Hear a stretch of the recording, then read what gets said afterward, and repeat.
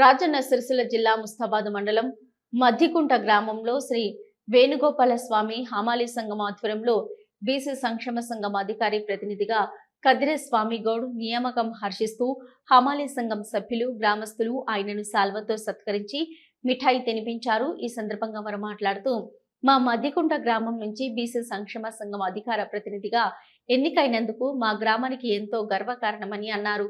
రానున్న రోజుల్లో స్వామి గౌడ్ మరిన్ని ఉన్నత పదవులు పొంది బీసీల కోసం సేవలు చేయాలని ఆకాంక్షించారు।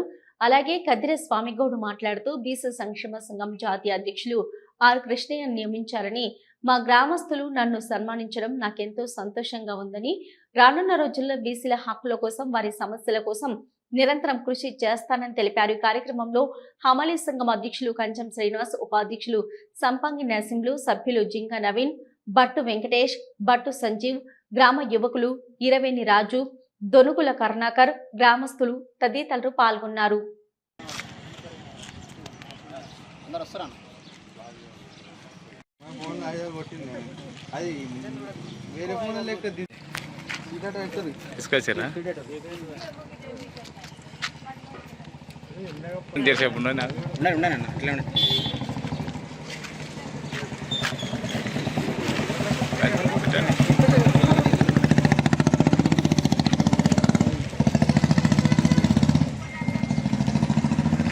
అయిపోయింది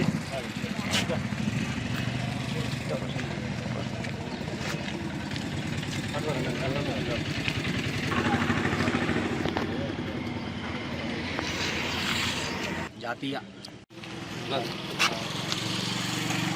అందరికీ నమస్కారం। ఈరోజు నా మద్దికుంట గ్రామంలో మా కుటుంబ సభ్యులందరూ నాకు చిరు సన్మానం చేశారు। దీనికి మన టైగర్ కృష్ణన్న గారు బీసీ సంక్షేమ సంఘం అధికార ప్రతినిధిగా నాకు నియమించారు కాబట్టి ఈరోజు నన్ను మా అమలు సంఘం వాళ్ళు అందరూ ఇలా నన్ను పిలిచి నాకు ఇంత సన్మానం చేసినందుకు నాకు చాలా గర్వకారణంగా ఉన్నది। ఫస్ట్ నేను ఈ బీసీ సంక్షేమం బీసీ అనేది ప్రతి ఒక్కరూ బీసీలు అని అంటారు, కానీ ఏ విషయం మొదలైనా బీసీలతోటే మొదలవుతుంది। ఇప్పుడు కూడా ఆర్ కృష్ణన్న నన్ను నమ్మి పదవి ఇచ్చినందుకు నేను ఇప్పటి నుంచి బీసీల కోసం, బీసీల హక్కుల కోసం ప్రతి విషయంలో నేను ముందుండి పోరాడతా అని చెప్పి అందరికి మనవి చేసుకుంటున్నాను। ఇంకొకటి ఏంటంటే ఈ ప్రేమ నాకు ప్రతి ఊరు నుంచి మన రాష్ట్రం మొత్తంలో వస్తే బాగుంటుంది।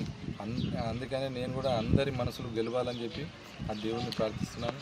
నేను అన్న నాకు ఇచ్చిన ఈ పదవిని నేను మంచిగా పాల్గొని బీసీ కార్యక్రమాల్లో పాల్గొని బీసీల కోసం వాళ్ళ హక్కుల కోసం పోరాడతానని చెప్పి నేను ఈ సందర్భంగా తెలియమని నాకు కాలువ ఈరోజు ఇంత సన్మానం చేసిన మీ అందరికీ కృతజ్ఞత చెప్తున్నా।